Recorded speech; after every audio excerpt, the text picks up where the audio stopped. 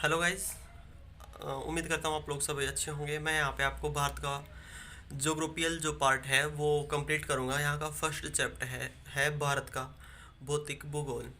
भारत के भौतिक भूगोल में हम भारत की आंतरिक यानी भारत की जो लैंड है उसकी संरचनाओं के बारे में डिस्कस करेंगे। जैसे पहले हम डिस्कस करेंगे भारत के भूगर्भिक संरचनाओं के बारे में। भारत सेकंड में हम डिस्कस करेंगे भारत की भू आकृति प्रदेश। भारत में जो भू आकृति मतलब पृथ्वी की जो आकृति है कि कितने परसेंट पर पहाड़ हैं, कितने परसेंट पर पठार है, ये सब बताएंगे। थर्ड में हम बात करेंगे उत्तर भारत का पर्वतीय प्रदेश। फोर्थ में हम बात करेंगे उत्तर भारत के विशाल मैदान। और फिफ्थ में पठारीय पर्वत वो प्रादीपीय पठार एवं पर्वत। और सिक्स में हम बात करेंगे तटीय मैदान व द्वीप। अब हम यहाँ पे इंडिया के बारे में कुछ बेसिक सा देख लेते हैं। इंडिया 8 डिग्री 8 से 4 डिग्री अक्षांशीय व 37 डिग्री 6 दक्षिणीय तथा 68 डिग्री 71 68 डिग्री 7 पूर्वी तथा पश्चिम में 97 डिग्री 25 डिग्री पश्चिम देशांतर। इंडिया का टोटल देशा अक्ष वो अक्षीय तथा देशांतर विस्तार है वो 30 डिग्री है। अब फर्स्ट में मैंने जैसे बताया था भारत की भू आकृतिक प्रदेश की वाली संरचना का अध्ययन करेंगे। भारतीय भू आकृतिक प्रदेश मतलब इसमें हम चट्टानों के बारे में पढ़ेंगे। जैसा कि आप देख पा रहे होंगे मैंने यहाँ पे एक मैप से आप सबको बताया है भारत की चट्टानों के बारे में। पहले तो आप इसे देख लीजिए। ये 3 प्रकार की होती हैं। आर्कियन समूह की चट्टानें, पुराण समूह की चट्टानें, आर्यन समूह की चट्टानें। जैसे हम अब आप देख पा रहे होंगे कि जो ये हैं आर्कियन चट्टानें, ये 2 प्रकार की हैं, आर्कियन तथा धारावाड़ क्रम की चट्टानें। अब आप एक बार पढ़ लीजिए इन्हें।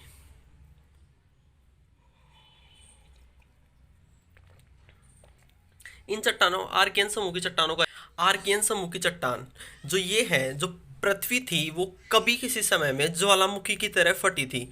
तो उसके फटने से जो ये चट्टानें थी वो कैसे बनी, जब फटी तो वो लावा निकला और उसके ठंडे होने से ये बनी हुई है, पृथ्वी के ठंडे होने से। और जिनका अधिकांश भाग वो अब समाप्त हो, इरेजन से मतलब अपरदन से, मर्दा अपरदन से इनका अधिकांश भाग समाप्त हो गया है। जो चट्टानों के 2 प्रकार हैं उनमें से ये निस व शिष्ट प्रकार की चट्टानें हैं। इनके अंदर जीवाश्म नहीं पाए जाते हैं, मतलब किसी भी प्रकार की पुराणिक जीवों की कोई भी सूचना ये नहीं देते हैं। ये मुख्यतः कर्नाटक, तमिलनाडु व आंध्र प्रदेश एवं मध्य प्रदेश, ओडिशा, छोटा नागपुर का पठार ये इनसे यहाँ पे ये पाई जाएंगी। छोटा नागपुर पठार भी इनसे बना हुआ है। तथा धारावाड़ क्रम की चट्टानें। धारावाड़ क्रम की चट्टानों में क्या है, इन चट्टानों का निर्माण इन चट्टानों के अपरदन से इन चट्टानों का निर्माण हुआ है। ये इकोनॉमिकली बहुत इंपॉर्टेंट हैं क्योंकि इनके अंदर कुछ अत्यधिक ही मात्रा में वो पाए जाते हैं, एलिमेंट्स पाए जाते हैं, तत्व पाए जाते हैं, धातु पाई जाती हैं, इसलिए इम्पोर्टेंटली बहुत महत्वपूर्ण है। ये हम नोट कर सकते हैं कि आर्कियन समूह की चट्टानों में इम्पोर्टेंट चट्टान है। ये क्वेश्चन पूछा गया है एमपीपीसीएस में कि ये आर्कियन समूह की चट्टानों में किस आर्कियन समूह की किस चट्टान में इकोनॉमी वो आर्थिक रूप से धातु आर्थिक रूप से इंपॉर्टेंट, आर्कियन समूह की चट्टानें आर्थिक रूप से इंपॉर्टेंट हैं। तो हम यहाँ धारावाड़ क्रम की चट्टानें। अब सेकंड है पुराण समूह की चट्टानें। ये 2 प्रकार की होती हैं। पुराण समूह की चट्टानें 2 प्रकार की होती हैं। पहली कुड़प्पा और दूसरा विध्यन क्रम में। कुड़प्पा में जीवाश्मों का अभाव पाया जाएगा और ये सब चट्टानों में जीवाश्मों का अभाव पाया जाएगा। इनमें बलुआ पत्थर, संगमरमर, एस्बेस्टन, यह पूर्वी घाट इसी से बना है। जो हमारा इंडिया है वो कुछ इस तरह से दिखता है, लाइक ऐसे। तो इसका ये पूर्वी घाट है ना, वो इसी प्रकार की चट्टानों से बना हुआ है। ये एमपी में भी पाई जाएंगी, राजस्थान में पाई जाएंगी, आंध्र प्रदेश में भी पाई जाएंगी। अब दूसरी है विध्यन क्रम की चट्टानें। विध्यन क्रम की चट्टानों का निर्माण छिछले सागर व नदियों के अपरदन के निर्माण से हुआ। मतलब नदियों से जो मिट्टी आई है उनके जमाव से, मतलब बहुत सालों बाद हुआ है। इनमें सूक्ष्म जीवों के जीवाश्म मिलते हैं। यहाँ तक जीवाश्मों का अभाव था, जैसे मैंने यहाँ बताया, यहाँ भी जीवाश्मों का अभाव था, यहाँ भी जीवाश्मों का, यहाँ भी जीवाश्मों का, लेकिन यहाँ पे सूक्ष्म जीवों के वो मिलते हैं, अवशेष मिलते हैं। इनमें 5 प्रमुख क्षेत्र आते हैं। अब जैसे पहला है सोम नदी की घाटी, जिसे हम सेमरा श्रेणी कहते हैं। दूसरा है भीमा नदी, जिसे हम भीमा श्रेणी कहते हैं। तीसरा राजस्थान में आता है जोधपुर और चित्तौड़गढ़। चौथा आंध्र प्रदेश के दक्षिणी पश्चिम भाग में कर्नूल श्रेणी। ये श्रेणियाँ इंपॉर्टेंट हैं, जैसे सेमरा श्रेणी, भीमा श्रेणी, कर्नूल श्रेणी। और पांचवा ऊपरी गोदावरी घाटी तथा नर्मदा घाटी के उत्तर मालवा एवं बुंदेलखंड का क्षेत्र, इस क्षेत्र में आते हैं विध्वन क्रम की चट्टानों में।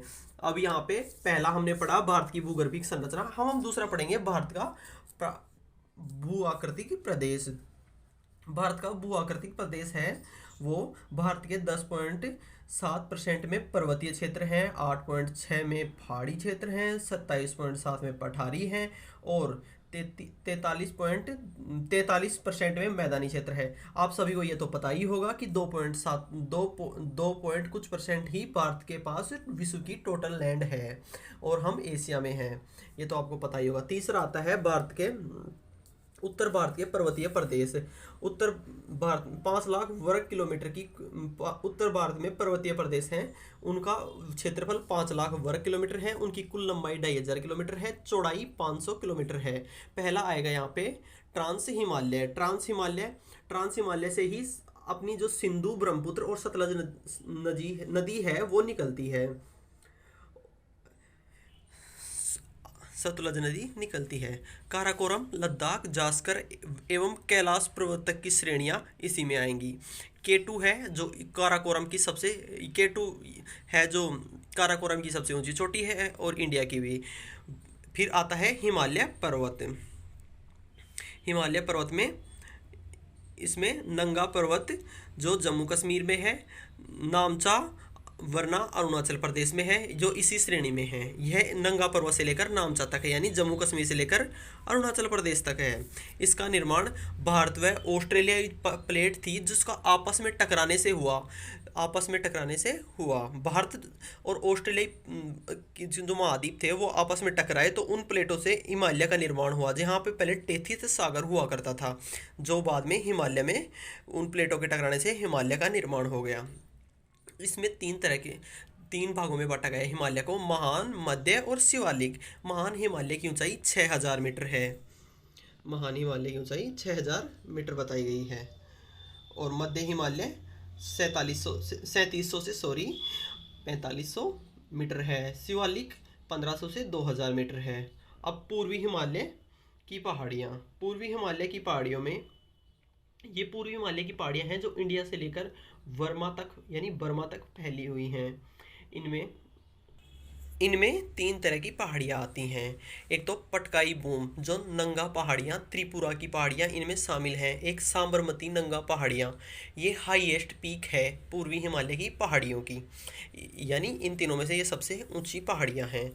पहाड़ी है साबरमती नंगा पहाड़ियों में, इनमें हाईएस्ट पीक है। मानसून की दिशा इनका ये है ना, जो वो है आर्थिक, मतलब ये इसका कार्य क्या है, ये मानसून की दिशा ये है ना, वहाँ की जलवायु को भी चेंज करने में, मतलब जो मानसून की जो हवाएं होती हैं उनको रोककर वहाँ बरसात करवाती है। इसका ये एक और इम्पोर्टेंट काम है। अब जो हिमालय है इनका प्रादेशिक वर्गीकरण, मतलब ये स्टेट्स के अनुसार, जैसे प्रादेशिक वर्गीकरण में हमने पहले हिमालय का प्रादेशिक वर्गीकरण,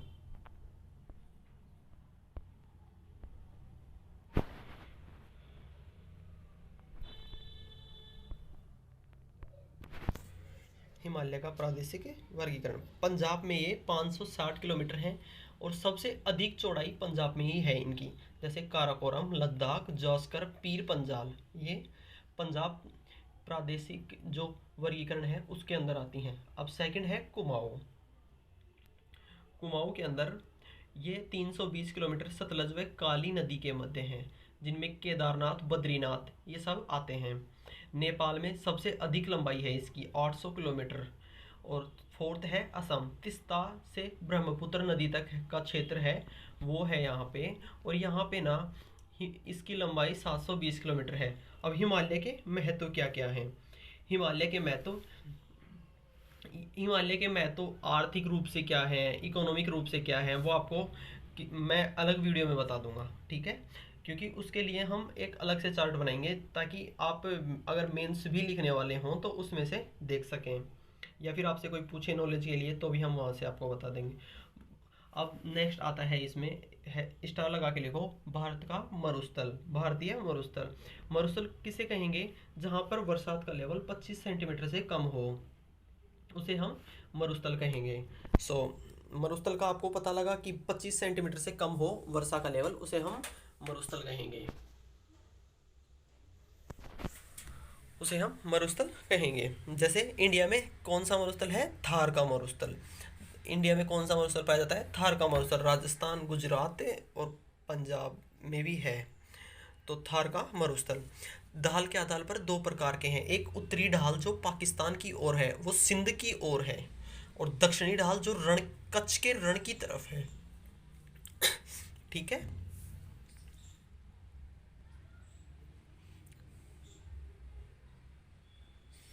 अब मैं आपको यहाँ पे मैंने 3 टाइप बताया है, अब मैं आपको 4th टाइप बता देता हूँ।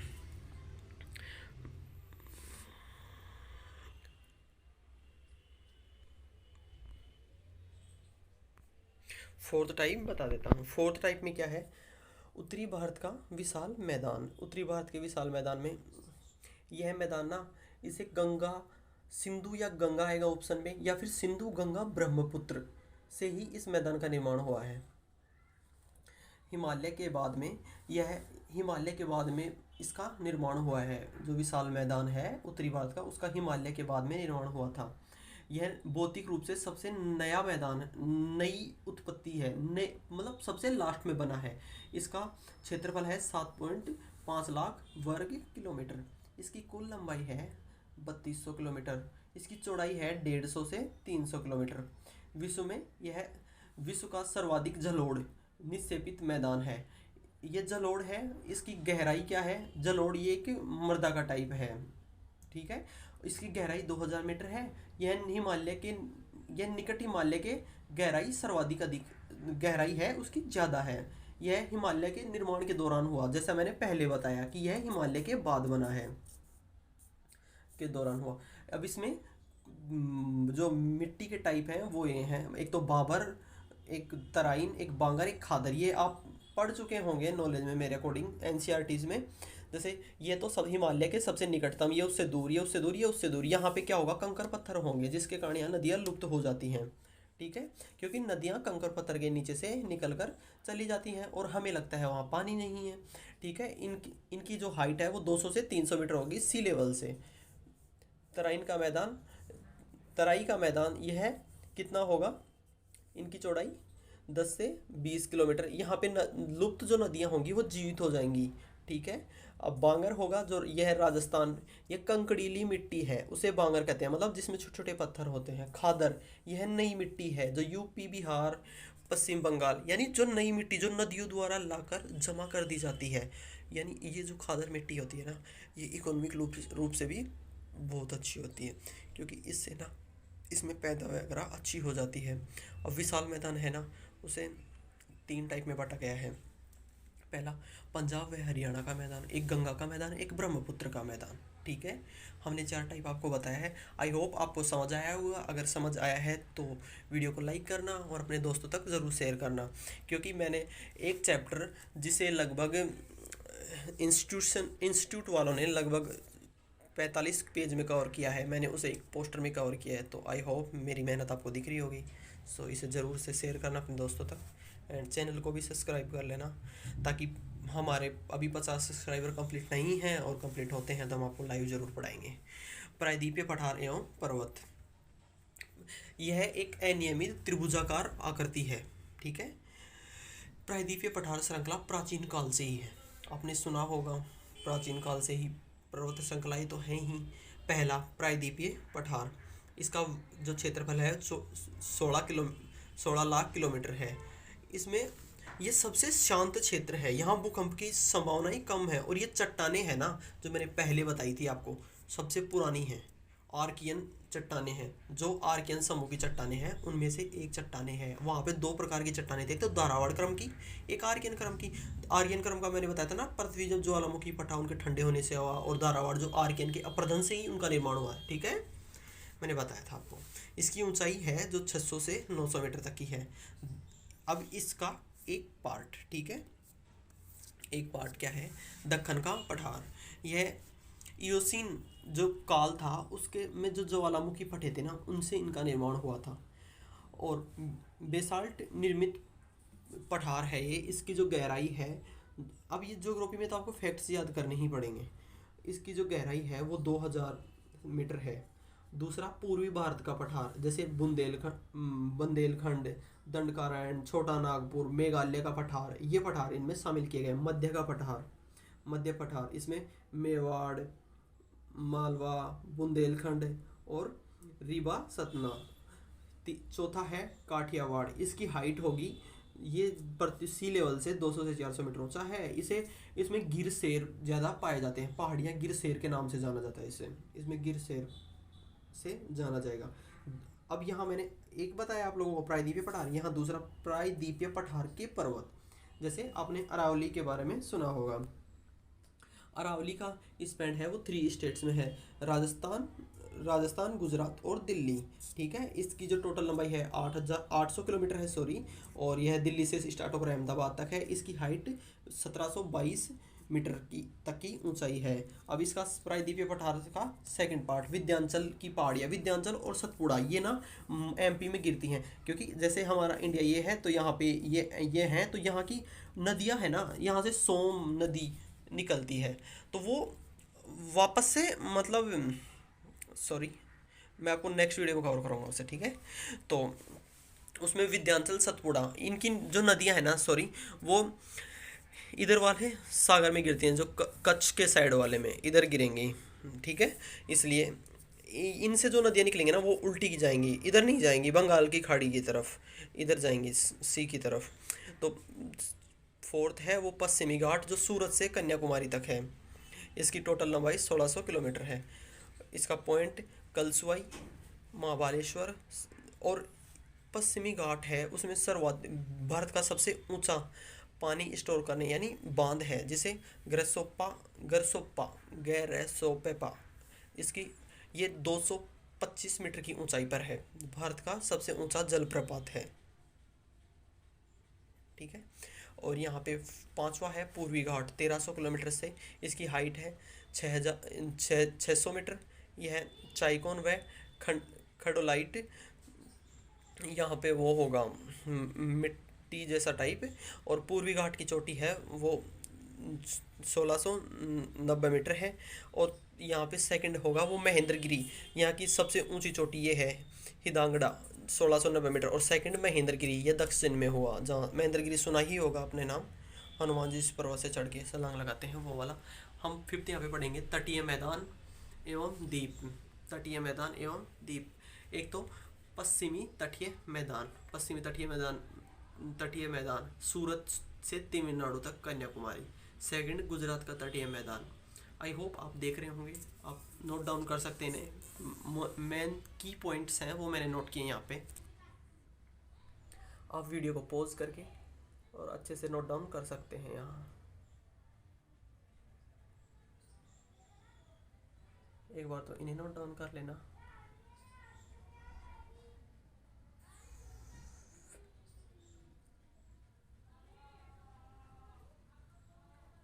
आई होप आप लोगों को समझ आया होगा। अगर समझ आया है तो लाइक शेयर सब्सक्राइब सब कुछ कर देना। ठीक है, मिलते हैं नेक्स्ट वीडियो में। Bye bye.